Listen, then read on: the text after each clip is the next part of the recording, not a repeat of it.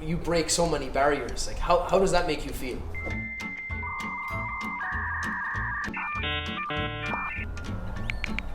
He's like, I don't want to be texting all this.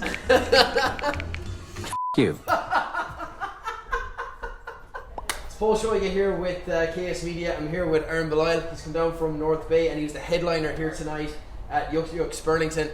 That set was unbelievable. Me and Killian had the pleasure of being here and viewing the audience, and you interact with them, and the place is on fire.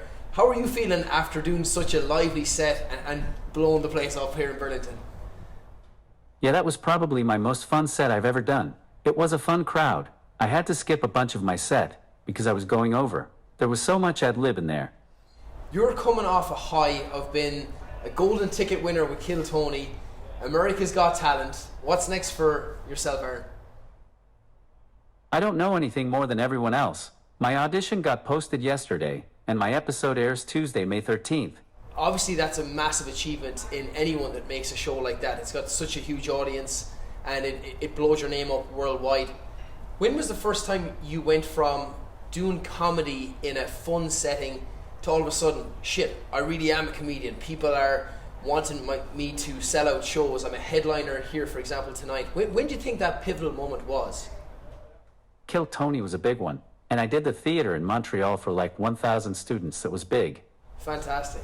How do you compose yourself before going on a big show like Kill Tony? Like, what's going through your mind?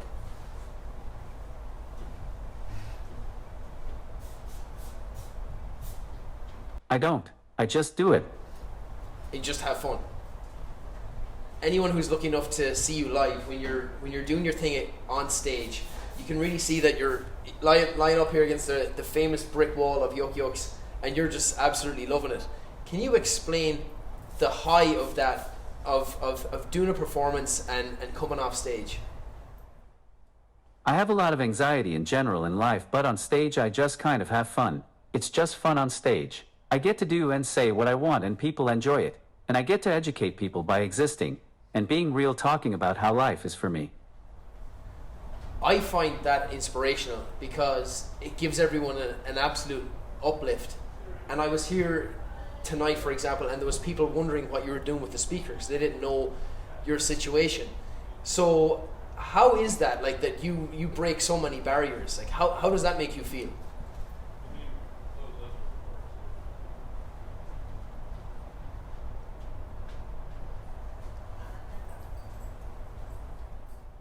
Repeat the question. I do it to have fun and educate people.